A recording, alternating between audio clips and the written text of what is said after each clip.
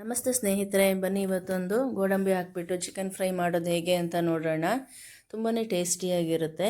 ಹಾಗೆಯೇ ಯಾರು ನನ್ನ ಚಾನಲ್ನ ಸಬ್ಸ್ಕ್ರೈಬ್ ಆಗಿಲ್ವೋ ಅವರು ಸಬ್ಸ್ಕ್ರೈಬ್ ಆಗೋದನ್ನು ಮರಿಬೇಡಿ. ಹಾಗೆ ಈ ವಿಡಿಯೋ ಇಷ್ಟ ಆದರೆ ನೀವು ಲೈಕ್ ಕೂಡ ಮಾಡಿ. ಹಾಗೆಯೇ ಈ ರೆಸಿಪಿನ ಒಂದು ಸಲ ನೀವು ಮನೇಲಿ ಟ್ರೈ ಮಾಡಿ ಖಂಡಿತ. ಹಾಗೆ ಟೇಸ್ಟ್ ಹೇಗಿತ್ತು ಅನ್ನೋದನ್ನು ಕಮೆಂಟ್ ಕೂಡ ಮಾಡಿ. ಇದು ನೀವು ಅನ್ನದ ಜೊತೆಗಾಗಲಿ, ಚಪಾತಿ ಜೊತೆಗಾಗಲಿ ಅಥವಾ ರೊಟ್ಟಿಗಾಗಲಿ ಯಾವುದ್ರ ಜೊತೆ ಆದ್ರೂ ತಿನ್ಬೋದು. ತುಂಬಾ ಚೆನ್ನಾಗಿರುತ್ತೆ. ಬನ್ನಿ ಇವಾಗ ಹೇಗೆ ಮಾಡೋದು ಏನು ಅಂತ ನೋಡ್ಕೊಂಡು ಬರೋಣ. ನಾನಿಲ್ಲೊಂದು ಪ್ಯಾನ್ ತೊಗೊಂಡಿದ್ದೀನಿ. ಇದು ಬಿಸಿ ಆದಮೇಲೆ ಸ್ವಲ್ಪ ಎಣ್ಣೆ ಹಾಕ್ಕೊಳ್ಳೋಣ. ನಾನಿಲ್ಲೊಂದು 2 ಸ್ಪೂನಷ್ಟು ಎಣ್ಣೆನ ತೊಗೊಳ್ತಾ ಇದ್ದೀನಿ. ಅದಾದಮೇಲೆ ಸ್ವಲ್ಪ ಸಾಸಿವೆ ಮತ್ತು ಈರುಳ್ಳಿನ ನಾನು 2 ಈರುಳ್ಳಿ ತೊಗೊಂಡಿದ್ದೀನಿ, ದೊಡ್ಡದು ಉದ್ದುದ್ದ ಹೆಚ್ಕೊಂಡಿದ್ದೀನಿ. ಇದು ಹಾಕ್ಬಿಟ್ಟು ಸ್ವಲ್ಪ ಅರಿಶಿನ ಪುಡಿ ಹಾಕ್ಬಿಟ್ಟು ಫ್ರೈ ಮಾಡ್ಕೊಳ್ಬೇಕು. ಸ್ವಲ್ಪ ಹಾಗೇ ಉಪ್ಪು ಕೂಡ ಹಾಕ್ಕೊಳ್ಳೋಣ. ಒಂದು ಅರ್ಧ ಸ್ಪೂನಷ್ಟು ಉಪ್ಪು ತಗೊಳ್ತಾ ಇದ್ದೀನಿ. ಹಾಕ್ಬಿಟ್ಟು ಮೀಡಿಯಮ್ ಫ್ಲೇಮಲ್ಲಿ ಇಟ್ಬಿಟ್ಟು ಒಂದು 2-3 ನಿಮಿಷ ಇದನ್ನು ಫ್ರೈ ಮಾಡ್ಕೊಳ್ಳೋಣ. ಸ್ವಲ್ಪ ಕಲರ್ ಚೇಂಜ್ ಆಗೋವರೆಗೂ ಫ್ರೈ ಮಾಡ್ಕೊಳ್ಬೇಕು. ಆಮೇಲೆ 1 ಸ್ಪೂನಷ್ಟು ಶುಂಠಿ ಬೆಳ್ಳುಳ್ಳಿ ಪೇಸ್ಟ್ ಹಾಕ್ತಾಯಿದ್ದೀನಿ. ಹಾಕ್ಬಿಟ್ಟು ಅದನ್ನು ಒಂದು ಸಲ ಚೆನ್ನಾಗಿ ಮಿಕ್ಸ್ ಮಾಡ್ಕೊಳ್ಳೋಣ. ಇವಾಗ ನಾನಿಲ್ಲಿ ಚಿಕನ್ ತಗೊಳ್ತಾ ಇದ್ದೀನಿ. ನಾನಿಲ್ಲಿ ಅರ್ಧ kg ಚಿಕನ್ನಷ್ಟು ತಗೊಳ್ತಾ ಇದ್ದೀನಿ. ಇದನ್ನು ಹಾಕ್ಬಿಟ್ಟು ಇವಾಗ ಬೇಯಿಸ್ಕೊಳ್ಬೇಕು. ನೀರೇನು ಹಾಕಬಾರ್ದು ಇದಕ್ಕೆ, ಇದರಲ್ಲೇ ನೀರು ಬಿಟ್ಕೊಳ್ಳುತ್ತೆ ಅಲ್ವ, ಅದೇ ನೀರಲ್ಲಿ ಒಂದು ಮೀಡಿಯಮ್ ಫ್ಲೇಮಲ್ಲಿ ಇಟ್ಬಿಟ್ಟು ಒಂದು 10ರಿಂದ 15 ನಿಮಿಷ ನಾವು ಬೇಯಿಸ್ಕೊಳ್ಬೇಕು. ಅದು ಬೇಯೋಷ್ಟೊತ್ತಿಗೆ ಬನ್ನಿ ಇಲ್ಲಿ ನಾವು ಮಸಾಲೆ ರೆಡಿ ಮಾಡ್ಕೊಳ್ಳೋಣ.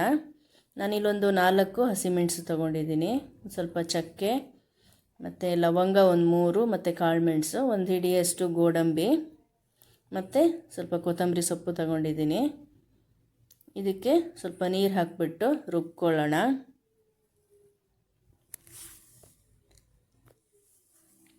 ನೋಡಿ, ಇಷ್ಟು ರುಬ್ಕೊಂಡ್ರೆ ಸಾಕಾಗುತ್ತೆ.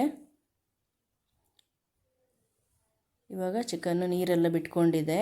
ನೀರು ಬಿಟ್ಕೊಂಡಾದಮೇಲೆ ಸ್ವಲ್ಪ ಇದು ಕರಿಬೇವನ್ನ ಹಾಕ್ಕೊಳ್ಳೋಣ.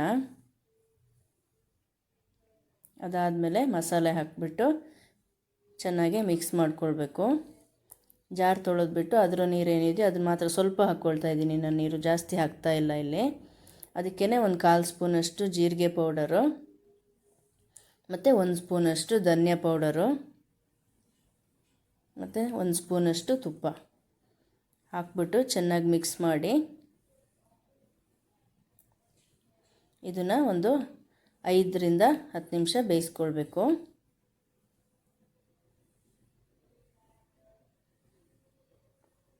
ಒಂದು 5 ನಿಮಿಷ ಇವಾಗ ಕುದಿಯೋದಕ್ಕೆ ಬಿಡೋಣ. ನೋಡಿ ಹೀಗೆ.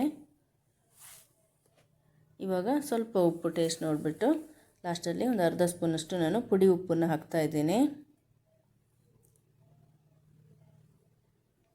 ಇಷ್ಟು ಕಲರ್ ಎಷ್ಟು ಚೇಂಜ್ ಆಗಿದೆ, ಎಷ್ಟು ಚೆನ್ನಾಗಿ ಬಂದಿದೆ ನೋಡಿ. ಖಂಡಿತ ಒಂದು ಸಲ ಮನೇಲಿ ಇದನ್ನು ಟ್ರೈ ಮಾಡಿ. ಲಾಸ್ಟಿಗೆ ಒಂದು ಸಲ ನಿಂಬೆಹಣ್ಣು ಹಾಕಿಬಿಟ್ಟು ಒಂದು ಸಲ ಚೆನ್ನಾಗಿ ಮಿಕ್ಸ್ ಮಾಡಿಬಿಟ್ಟು ಸ್ಟವ್ ಆಫ್ ಮಾಡಿದರೆ ಆಯಿತು. ತುಂಬಾ ಈಸಿ ಕೂಡ ಮಾಡೋದಕ್ಕೆ.